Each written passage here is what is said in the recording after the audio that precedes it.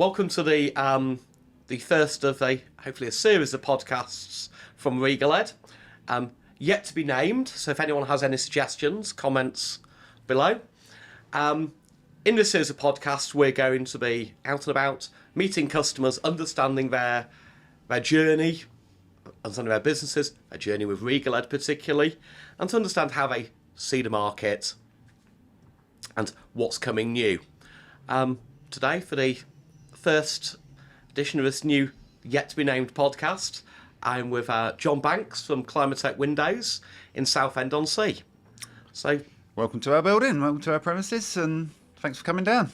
Well, it's a pleasure. John, for anyone out there who doesn't know who Climatec are, do you want to tell us a little bit about the business? And started off 1993, one small unit across the road, which we've just reacquired. Set off with Rahal right at the start. There was no ambition to become the business that we are today. Our MDs at the time had previously had fabrication businesses, weren't setting out to be another beast in the industry. But here we are now, a much bigger concern than we were back then. I've coming onto the site this morning that this is a much larger business than I first thought it was when I first met you. You've got PVC, aluminium as well? Yep, aluminium. We have Al UK as our system house for that product. The industry evolved, grew, products needed to be brought in really just to try and complete portfolios. Aluminium was a growing sector, particularly bifolds at the time. So we needed to have an outlet for a bifold door system through our PVC trade fabricators. So Al UK was the chosen brand for that one.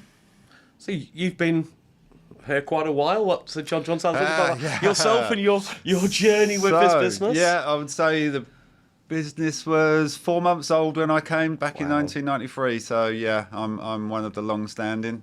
It's not only myself. There are a couple of others. We've even got our Martin, our purchasing manager. He also was here. He was here actually a couple of months longer than me. So that's a testament to a great business. So it does tell something, I think. Yeah. Obviously, done a bit of work through fabrication to where I am now as our current product manager. So as product manager, you're not purchase.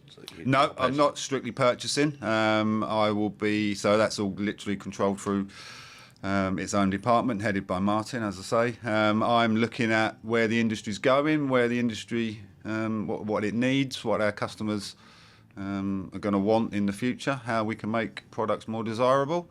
Doing initial training on the new ranges, such and such. Yeah. So we come down here to see the revamped showroom, and obviously the standout product is your period collection, what we call engineered PVC doors. Do you want a little bit about the history on how you got into it? So probably 15 plus years ago, we were asked to replicate an Art Deco door, which is the one sitting behind you in black. We were sent a photograph of a lovely traditional building. Door needed replacing.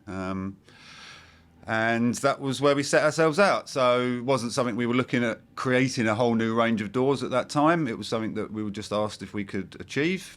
I think we've done a pretty good job with it. It's a good-looking door. It didn't really do anything further from that. And then I think roll on another 5 years maybe, and the same situation happened. The client sent us a photograph of a Victorian door, timber with its ornate lead work, and asked us if we could replicate that. I remember saying to him, why would you do that? You've got a lovely looking timber door there. Why put modern PVC in? It's what the client wanted, and we did a pretty good job, I think, which turns out to be, not sure if you can see that one, but the green door behind. It had a different glass design in it back then, but that was the first. So then we have 2 doors to potentially start the ball rolling. And so very different styles. Completely different ended, yeah. We knew that over that time that the composite market were starting to get a good foothold in the front door sales. There was a lot of focus on sort of modern, contemporary looking doors as well, which isn't something that we set ourselves out to try and achieve. We still don't. Hence the name, Period Door Collection. All of our doors are from eras gone by. So yeah, Art Deco, 1930s, Georgian, Edwardian, Victorian. And now with our most recent door, which is the Regency. So taken, and to be honest, that was taken from a bit of the show that we came up to you guys to see in Manchester when you launched your range. I must admit, took a bit of inspiration from that myself. I think we've seen it as well. There's the last few years there's been lots of talk about contemporary, in particular in the composite door market. But I think we are seeing people wanting to go back to the original styles of properties. I live in a Edwardian period. My house, 1926. I want a very traditional front door. I don't think contemporary suits every house, and that's a huge number of period properties in this country going through the Edwardian, indeed, the Georgian, right the way through to the 1930s. That's interwar period. That's I think doors are the focal point of a home. It's what people will remember about your property as you're walking up. If you've got a lovely looking front door, it's what's going to stand out. Windows are lovely. Windows do a good job, but they're not the standout item. They're serving a purpose. I think people can put their own stamp on a front door. Be bold, be brave, choose a nice bright colour, whether it be a red or a blue or a green or a traditional timber. And we've seen this on the doors, all these new foils that have come to the market. And I suppose since you started this all those years ago, there's been a sort of explosion in the numbers of mahogany and oak. Available. That was what we had. White, mahogany and oak. That was the extent of the industry. It was pretty hard for a salesman, I would imagine, back then.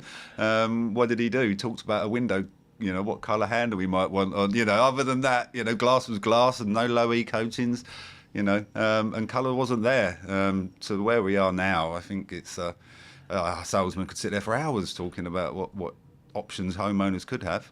And I think when you're trying to recreate a period door, and people are trying to recreate the timber look, I think now having the colours, those mechanical joints, have made them look much more traditional. Decorative glass, which is my background. You've done a lot of work on glass as well. We try. We know that we're not alone in the industry doing PVC engineering. We wanted to set ourselves out, and we design most of our glasswork ourselves. We do take inspiration from traditional timber doors that are still out there. I do have a tendency to stealth photograph the odd door or two of an evening.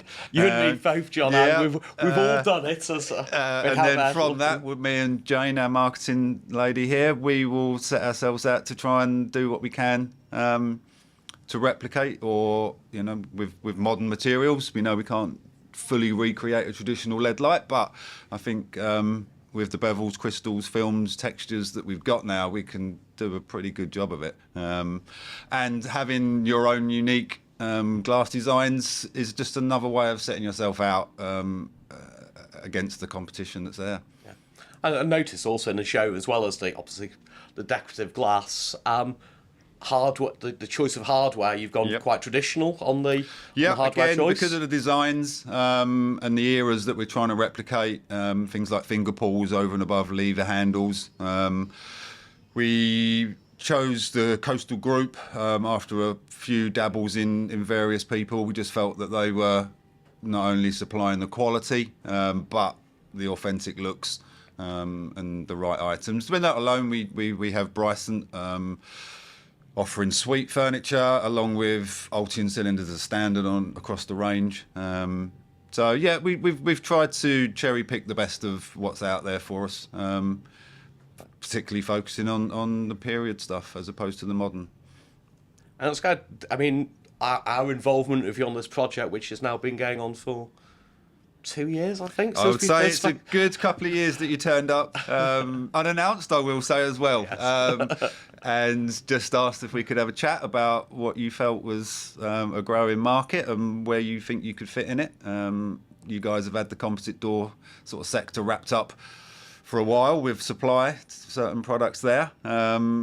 and you obviously saw another avenue. I was pleased to hear what you had to say, and I've been patiently waiting your official launch pre-Christmas, was it, up at Manchester? It was in September. So, thank you for coming all the way to Manchester. Having done the journey in reverse, it's quite a long way between Manchester and Southend. It's a decent trip. I'm glad you found it worthwhile. We've now seen the products that we developed in your showroom, the raised and fielded panels, the double action mouldings, some of the plant-on mouldings. How do you see them adding value to your door set? Like I said, we've done the glass, we've done the hardware, we've chosen the colours well. We've kind of taken the doors to where I think we possibly could get, keeping it, on the traditional timber side. The panels now, as I say, I came up without really knowing what I was expecting to see. And there was, I was sold from the minute I got there. Blown away, to be honest. I think you kind of really have done some good research as to what was needed to take this sector into the next level. It wasn't only one section.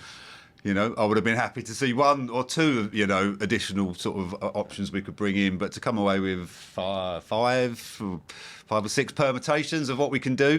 Very, very impressed. And for us, it's great to see it now in your showroom, see them with the stunning decorative glass designs that you've created, all the colours, the product. You've obviously invested a significant amount of money in revamping this showroom. Yep. Thank you for including our products. Over the last few years, a lot of people have shied away from showrooms, said it's an online world. Yep. Why do we need to invest in? How do you think showrooms are the future? I agree. A lot of people moved away. We saw a lot of our customers packing up showrooms, but I've seen a resurgence in that. We're definitely revamping not only our own, but we're doing a lot of work with our customers as well at the minute. I think other people are seeing that benefit as well. I think particularly in the door sector, a window can be sold from a sample in a home. I think doors are the standout, unique point that homeowners want to see. They want to physically understand what they're buying into. It's an expensive part of the purchase process. And like I said earlier, I think it's that standout item that people will remember about their home improvement that they've done. People will come round, their friends will come round. It's that door, and physically being able to come in and see. What we've got a lot of different glass within different choices. I quite often, the same door design, every few months I come and switch it up, so people can then get to see a different door with a different glass design, Colours don't always represent that so well through digital marketing. Don't get me wrong, I think it's a great thing. It gives people the starting point that they, on their journey of choice. But the physical seeing of it, I think, is what can tip the sale, So I'm all for it. Again, it's a way for us to showcase the products and photograph the products. These products that we're about to launch ourselves imminently now to our customers. They haven't seen any snippets or previews yet of what they're. I've told them there's some good, exciting things to come, but they've all been kept in the dark. Hopefully, they're going to be as excited as I was. And will there be brochures to support the... We are in the process now. This is part of the point of having all of the options here, not only to show customers, but like I say, we will launch. But it's a longer journey. Our customers need to take it on board. They then need to sell the product. They need to install it, get it out there, wait for the weather so we can get out there and do some decent photography on it. By then...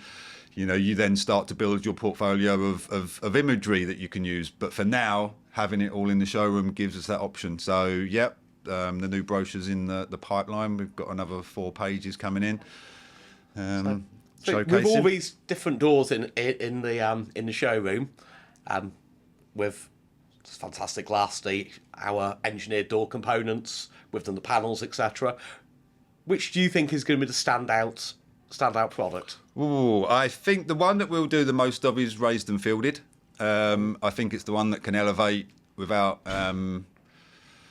the collections are certainly an enhanced element to them. Are they going to be for everyone's taking? We'll see. You know, hopefully, I think that the full Victorian doors, you know, it's going to come down to people coming in and seeing, and then they're going to want, you know, like I said, it's that physical seeing some images in a brochure is one thing, but physically seeing them, me personally, I know it's going to work. You know, I don't see people not. But the raised and fielded works in a lot of the different designs that we've got, and it's not going to be any overkill. It's not going to need the bravest of people to commit to that over a traditional flat panel or an inverted type. Vacuum form panel that's out there now, you know. Well, I mean, the showroom looks fantastic. People who are following the podcast are going to say, where do I buy it? Installers or consumers going, where do I buy this? Do you install? Do you just supply the trade? What's your business? We are installation, predominantly with trade. Climatec was always set up as a trade business, but over the years, we couldn't stop people approaching us. So, yeah, we do install, although we're an Essex-based installation company as opposed to national, unfortunately. But we service through the trade from the top of Norfolk, Peterborough, all the way down to Southampton. So, got the southeast covered for trade. Even have a customer from the southwest who found us online, saw what he wanted, and is prepared to come up and drive to collect. So you can supply anywhere. We will supply anywhere. Just maybe not deliver it to them. If anyone wants any volume doors, then we're obviously happy to get out there. But yeah. Well, thank you very much for showing us around the showroom today. It's absolutely fantastic. There's been a lot of work gone into this from your side, John. I think these doors are going to really fly now. Best of luck with it. Thank you very much, Guy.